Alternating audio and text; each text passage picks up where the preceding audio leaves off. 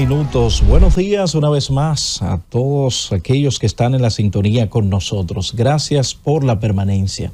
Saludos a la gerencia de esta emisora que siempre pone a disposición del pueblo dominicano esta estación con los objetivos de informar, orientar y educar al pueblo dominicano. Hoy es lunes 17 de febrero, año 2025, lunes urológico en la receta médica de la Z.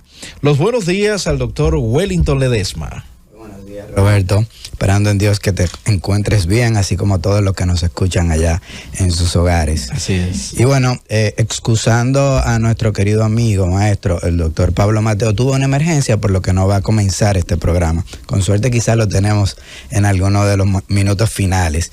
El doctor típicamente hace algunos comentarios, entonces yo lo que voy a hablar es un poquito... Los tips urológicos.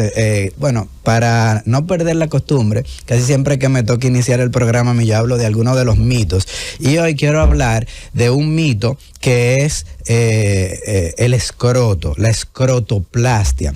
Este es un procedimiento. Bueno, para poner en contexto, los testículos son los órganos que están contenidos en otro órgano, que es el escroto, o las bolsas escrotales, como se le dicen. Con la edad, Roberto, cuando uno es un niño, ya están cerquitica del cuerpo, pero con la edad, ellas se van alargando, se van elongando.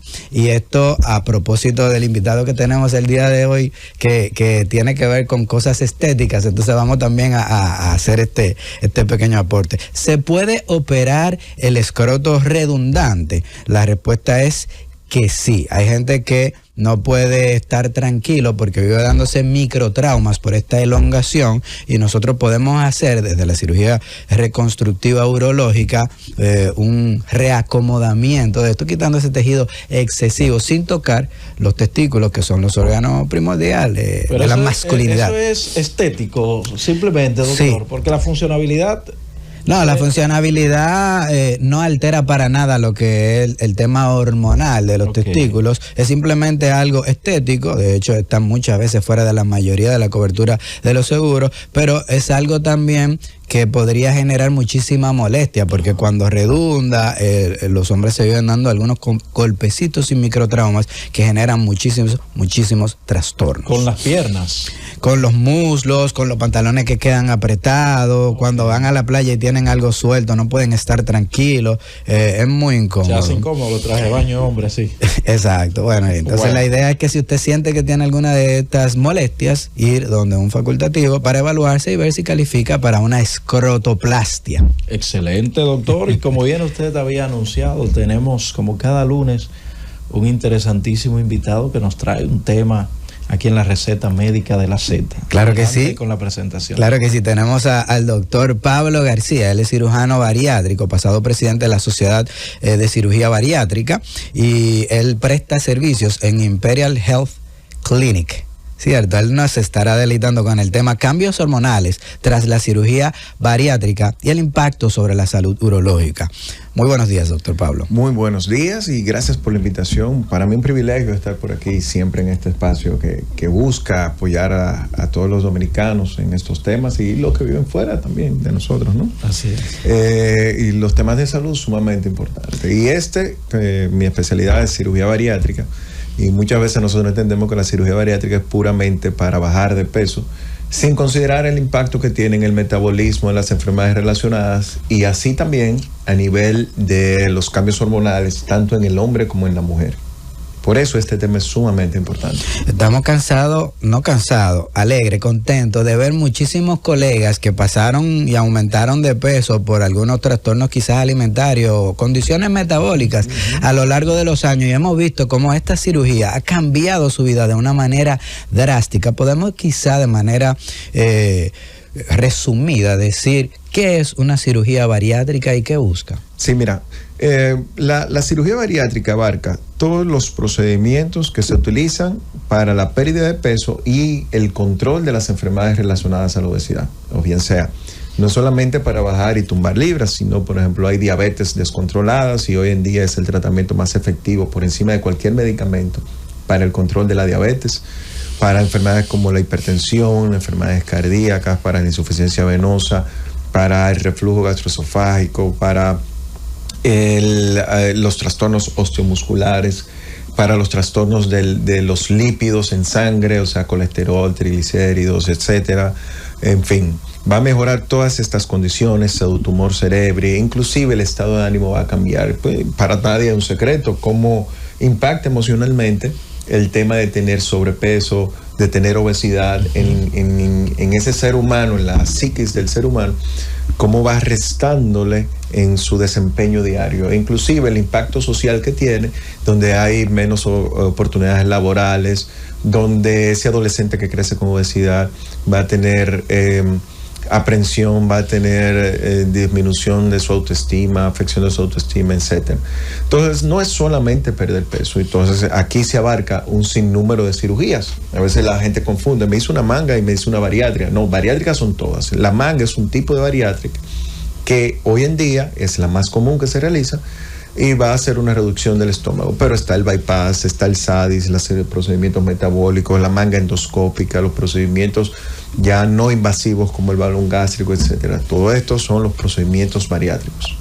Wow, excelente. Nosotros vemos como muchas veces, como usted muy bien ejemplificaba, el mundo a veces es un poquito duro con las personas que están en sobrepeso y más aún con los que están en más sobrepeso, que es muy notable. Pero a lo interno se generan muchísimas cosas. Yo puedo decir que toda mi vida fui flaquito, jugaba baloncesto, pero en los últimos años tengo unas cuantas libritas de más, atípico en mí y bueno, asociado quizá a la edad.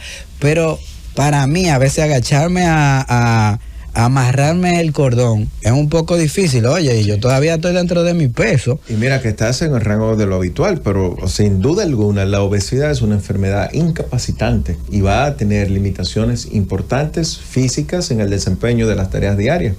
Limpiarse a la hora de ir al baño, bajarse a higienizarse las piernas, los pies, atarse los cordones, bajarse a buscar algo, jugar con los niños, o sea, es algo que se sufre cuando hay obesidad. Más que apropiado el comentario, porque son las cosas que casi nunca hablamos, porque hiere quizá a lo interno del núcleo familiar y de la autoestima del paciente, pero este tipo de cirugía le cambia la vida, Roberto. Pero se habla de sobrepeso y también se habla del obeso. ¿Cuándo estoy sobrepeso y cuándo estoy obeso, doctor? Mira, hay diferentes parámetros. El más utilizado, que cambió recientemente, pero el más utilizado es el índice de masa corporal.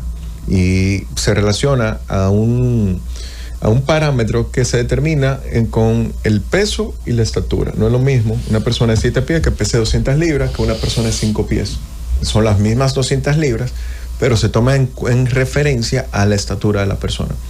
Esto va a arrojar a números, y estos números deberían estar debajo de 25. De 25 hasta 29.9 es lo que hablamos de sobrepeso. Por encima de 30 ya se habla de obesidad. También hay algunos parámetros que se miden, un índice cintura-cadera, que por ejemplo se considera cuando hay una cintura en el hombre por encima de 102 centímetros. También determinamos si hay obesidad con síntomas, obesidad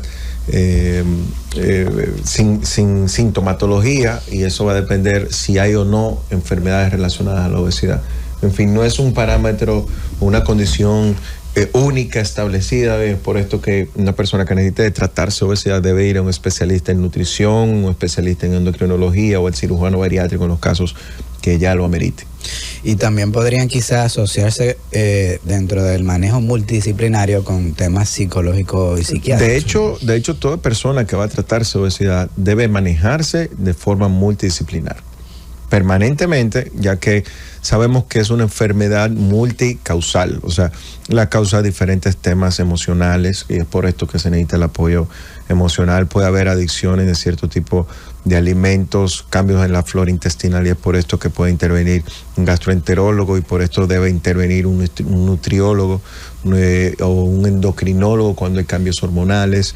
En fin, tenemos que determinar, cuando antes de hacer un procedimiento de cirugía bariátrica, por ejemplo, cuál es el posible origen de esa obesidad para que nuestro paciente no esté condenado a tropezarse con la misma piedra.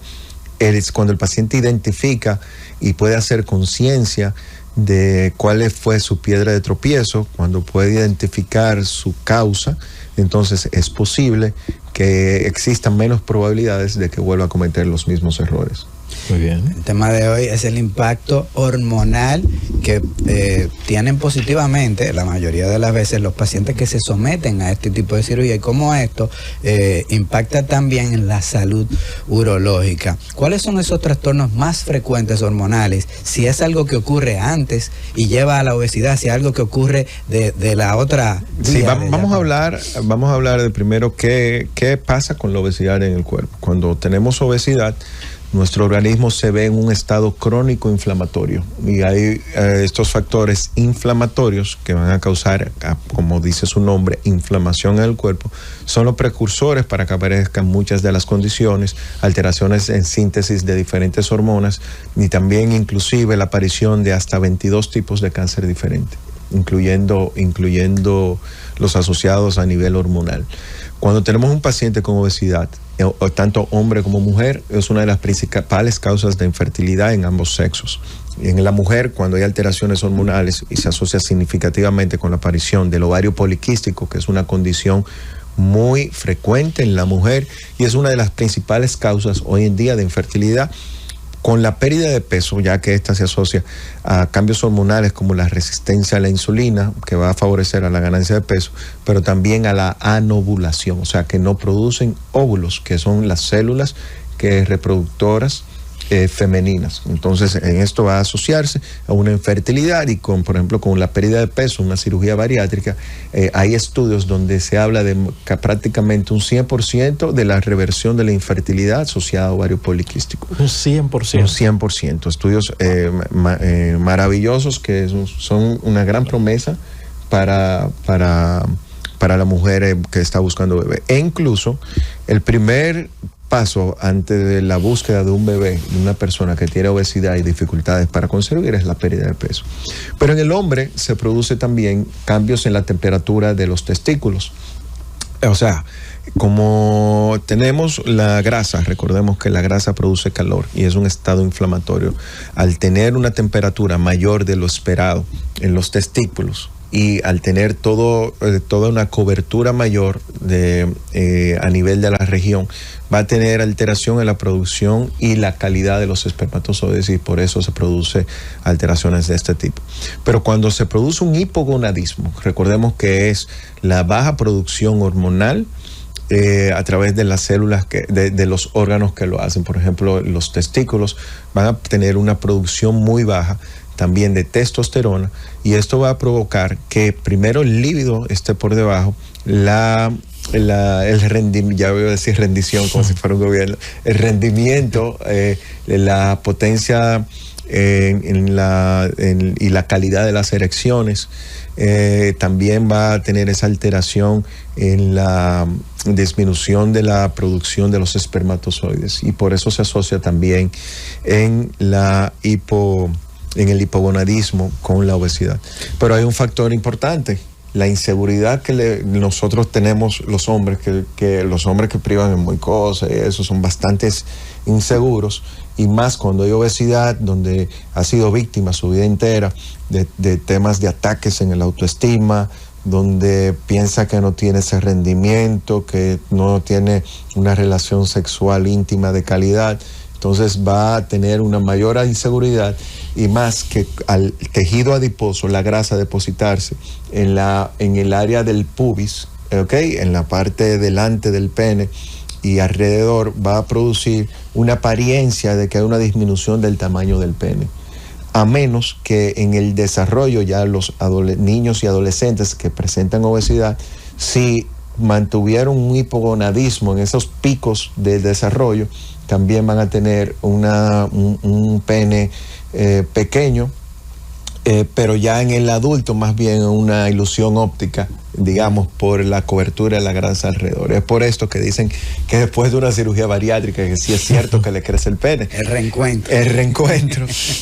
Realmente no es que aumenta el tamaño del pene, sino que al reducirse la grasa alrededor del pene, da la impresión de que aparecen un par de pulgadas más. Pero esto es parte de los beneficios, y así a medida que se va regulando primero las hormonas por los cambios de temperatura y además por los trastornos que se producen a nivel de todo el sistema endocrino, tanto en el hombre y en la mujer, que a medida que se va perdiendo peso, se va regulando todo, va a mejorar y va a aumentar la producción de testosterona, y el aumento de la testosterona ayuda a la pérdida de peso. Es por esto que cuando estamos preparando un paciente para cirugía bariátrica, también le hacemos un perfil hormonal y vemos cómo están sus niveles de testosterona, sus niveles de estrógeno, de la conversión a estradiol, en fin, asegurándonos de que esto se encuentre equilibrado. Cuando hay un déficit, necesitamos entonces como apoyo multidisciplinar el apoyo de los urólogos para que nos ayude con esto, ya que entre mejor equilibrio hormonal, mucho más efectiva es la pérdida de peso y mucho menos posibilidad de que retorne el peso perdido. Mira qué interesante todo lo que nos dice el doctor Pablo García de este tipo de cirugía, que también se le llama cirugías metabólicas, por todo lo que usted nos comentaba y el impacto que tienen como múltiples desequilibrios, pues entonces vuelven a tener muchas veces, la mayoría de las veces, control. Pero si bien no es cierto que todos estos cambios y este acúmulo de peso impacta internamente en el hombre y psicológicamente también, pero nosotros, por ejemplo, lo que vamos a operar, lo que operamos, cuando le vamos a hacer una cirugía a un paciente que está en sobrepeso, pues también tenemos un reto mayor, ya que se asocia aplicar cirugías en este tipo de pacientes con esta característica a múltiples complicaciones. ¿Podríamos hablar un poquito de eso? Claro. Ya que ustedes operan incluso. ¿Qué te parece si vamos a la pausa y al regreso ampliamos esto? Perfecto. Llévatelo, Francis.